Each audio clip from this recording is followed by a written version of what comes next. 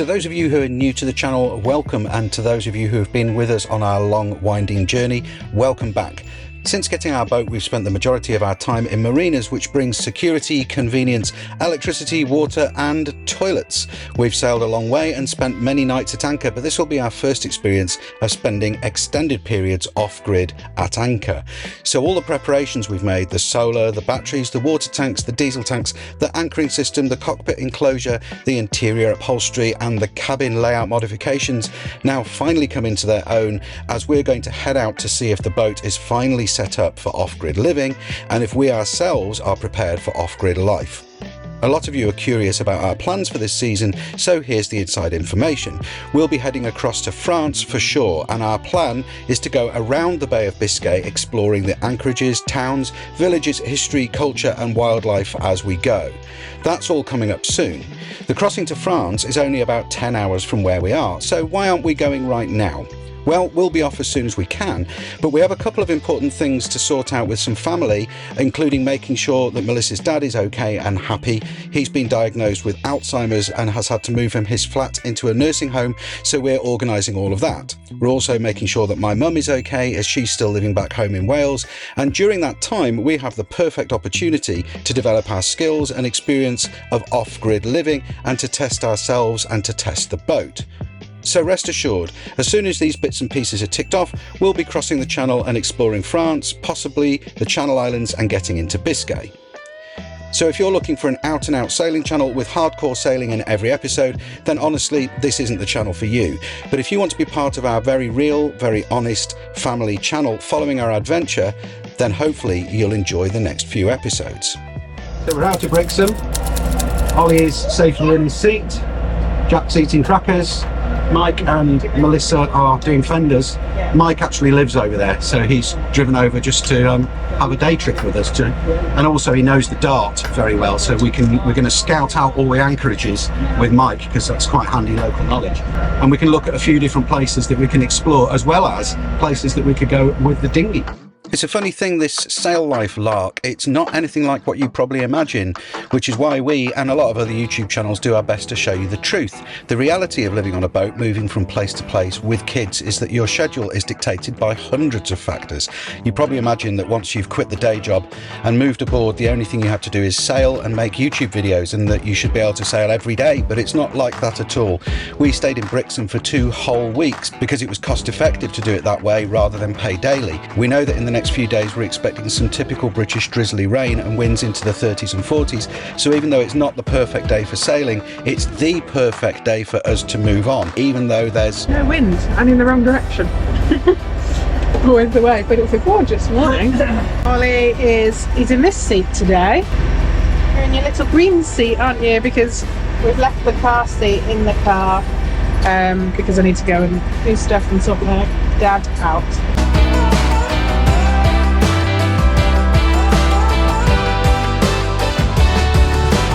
But we're looking forward to going to anchor.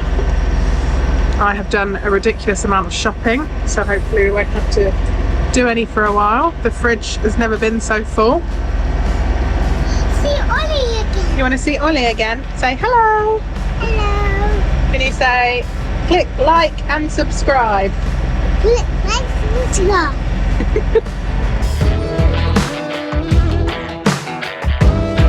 The short passage from Brixham to Dartmouth is absolutely stunning, especially on a day like today.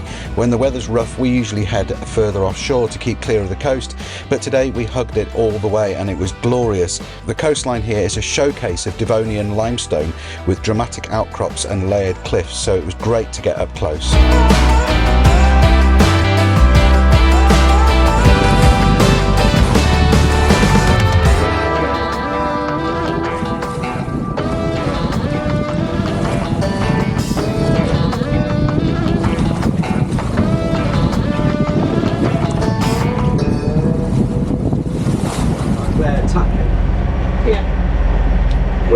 Hello there.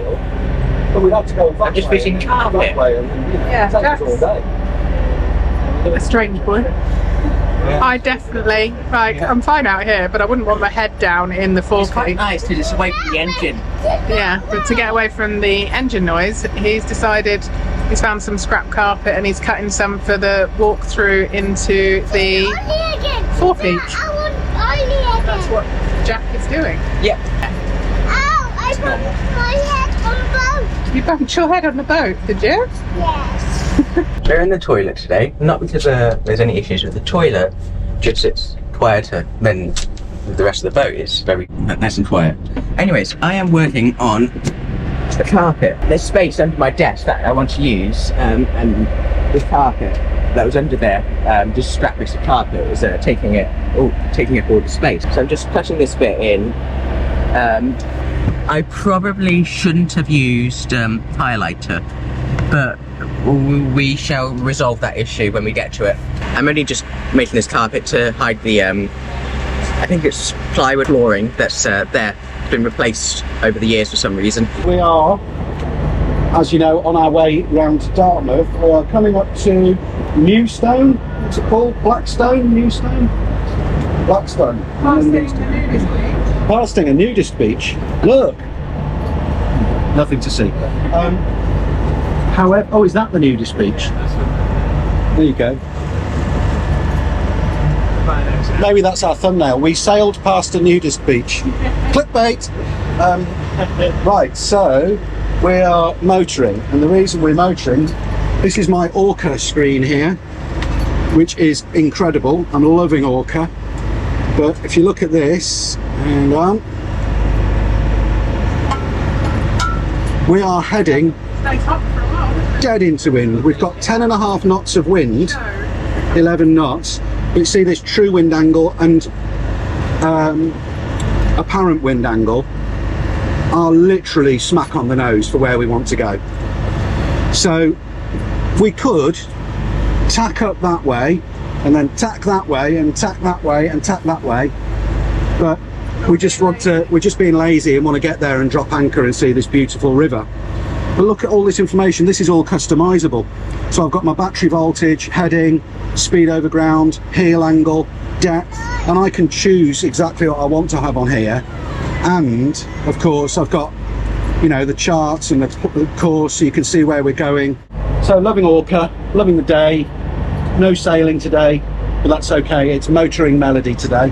And the nice thing about being in Brixham for 2 weeks, because it's been rolly. Rolly. The swell comes into Brixham and it's ridiculous. It's been lovely being in Brixham, but every night you're just sort of laying in bed, kind of rocking and rolling.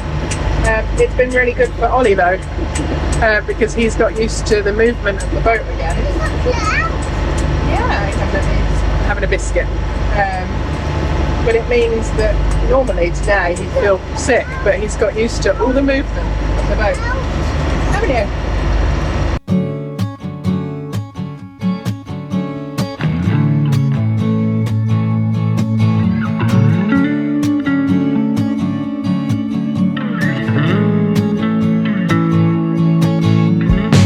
Apart from using the River Dart as a training ground for our off-grid living, it's a place we've been wanting to explore for its own merits. The river winds past ancient woodlands, quiet anchorages and postcard-perfect villages like Brixham, home to Agatha Christie's former estate. It's steeped in history and sheltered from the worst of the weather, making it ideal for testing both us and the boat. We're looking forward to soaking it all in, but more on that later in the episode.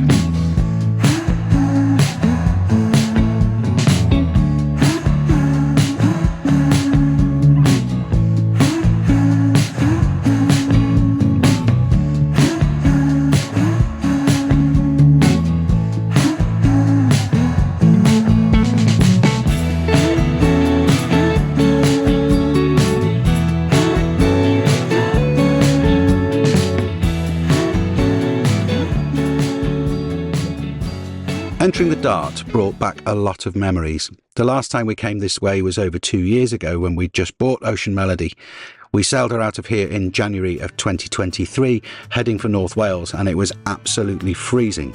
This place also brings back thoughts of our dear friend Pam, who sadly passed away. She and her husband Andy Wall once spent a winter moored here on the fuel pontoon. Pam loved sharing stories of their life at sea, decades of cruising the world with their family, and we miss her dearly. Her YouTube channel is still online and every video is worth watching. As for Dartmouth itself, it's a town full of character. Colourful houses perched on steep hillsides, winding lanes leading to cosy pubs and quirky shops, and the river is always alive with activity. It's steeped in maritime history too, home to the Britannia Royal Naval College and centuries of seafaring tradition. There's just something about this place that makes you want to slow down and stay a while. When we first bought Ocean Melody, we were in Gampton Creek, and then we moved to this marina here, which is Nos Marina, where we had a few weeks before we headed back up to North Wales to get ready for moving aboard and what have you. But yeah, there seems to be an awful lot of development going on here now. Big cranes and everything.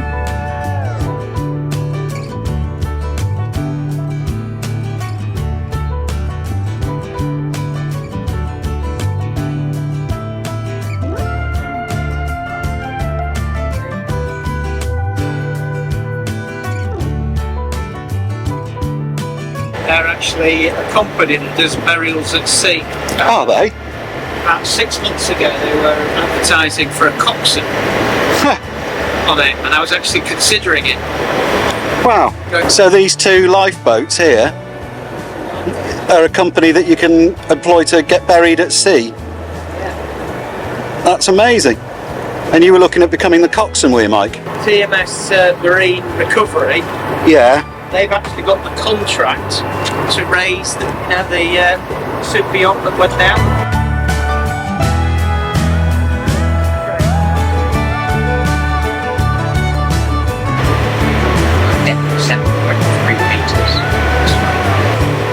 Plenty of water. In fact, here before the perch, the red perch, probably goes up to about 24 metres. Just upriver lies Greenway House, Agatha Christie's cherished holiday retreat. She called it the loveliest place in the world, and it inspired novels like Dead Man's Folly. Today, the Georgian house and lush gardens are preserved by the National Trust, offering a glimpse into the life of the Queen of Crime.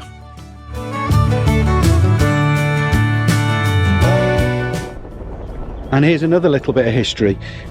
When we first bought Ocean Melody, she was in the boatyard that you can see dead ahead now. This is Gampton Creek. I think it's called Dolphin Boatyard now. You can see the crane that lifted us into the water the very first time we lifted in, launched. And we came out of Gampton at 5 AM in the pitch dark in a running tide.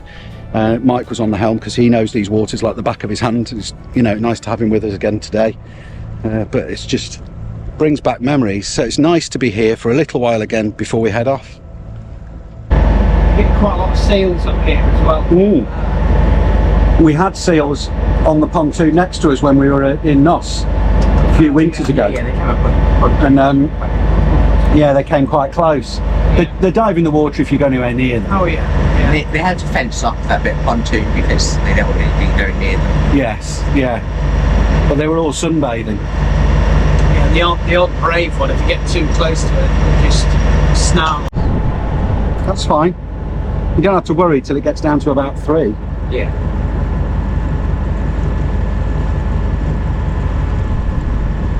Do I need to slow down? Very, very fine. No, just slow down a bit.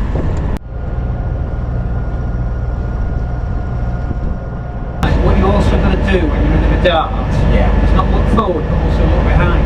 Say, what have you got? Look, don't turn around. What have you got behind you? I've got no clue. Exactly. You should know. Yeah. Look what's behind you. Ferries. The ferry. Yeah, of course. Oh, is the ferry coming all the way up? Yeah. Look at this. So peaceful. We're not even at anchor yet. We're just creeping up round the sandbanks, round these moorings, and you can hear the birds in the trees. It's just stunning up here. We're actually going over there, but we've got to go up here and round a bend to get round a sandbank because we draw quite a lot.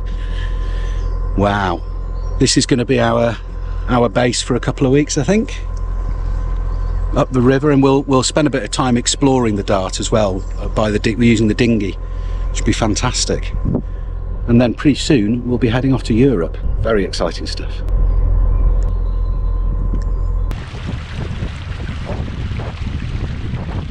Mike's just been telling me, when you get to this boathouse here, there's a starboard hand marker out there that I can see, but don't turn for it until you've got this boathouse on the stern, which we will have in just a minute. So all this kind of local knowledge is handy stuff, because you can do this kind of thing, you know, by the seat of your pants, which is what we're going to have to be doing, you know, the further south we get. But when you've got people who know the area, use it. Yeah, so coming up onto the stern now, start coming round onto the starboard hand buoy. See. Head straight across, and there's a very shallow patch that we're going to go over in a second. Super shallow, so it'll be a little bit kind of, but the tide is coming in, so we've got 3.6 meters at the moment. We've got 2 hours till the top of the water, top of the tide, and you know, that's always the way to do it. So you know, if you do scuff, which we shouldn't, but if you do end up in trouble, you're going to have more water coming in, not less. So here, to your left, is another good place to anchor up. I see. The pool over here. Pull over here, yeah. Right, so this bit here, apparently. So depending on the wind direction, we can move from where we are going to this one over here. You can over the shallow bit now. Went out 2.1. 2.1 metres, 2.4, 2.5. Oh, and that was as shallow as it went? That was as shallow as it goes. Oh, so no problem. Step tide. 2.7. That's 2 hours before high tide. You'll soon find you go to 6 metres, very short. Right. It's creeping up now. Yeah, 3, 4. That can't be right. 64.2 degrees centigrade, the water temperature. That needs calibrating. And going at 5, we'll go 6. Yeah.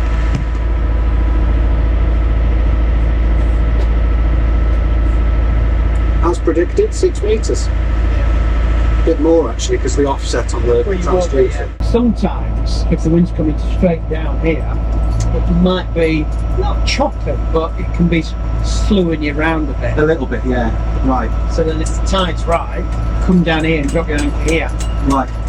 This is in this bay, what, like where that piece of driftwood is? Yeah, Or further that. up? A little bit further up, yeah. Not too close in. Yeah. You should know 20 metres, I'm sure. It's from here we go towards where those dinghies are. Yeah. On two. And then you come across. You see the red hand. Yeah. Red buoy there. Yeah. That's called Pig Hole. Okay. And it is actually a hole. Right. But it suddenly goes deep and then very shallow again. Right. Okay. Yeah. So it is going slightly so deep. the chart's dead right. Yeah. That's really good to know. So we're checking the depth on the chart against our sounder, and it's dead on, you know. Oh, it is. Yeah, you've got 3 metres now. So the Orca charts are working really well. It's actually cutting the corner. It's actually going shallower. Yeah. We've gone up to 3 metres again. Yeah, that's exactly what the chart says. Is what we're discovering on our plot on our. So this sounder. area here is a good place. Yeah, amazing. Yeah.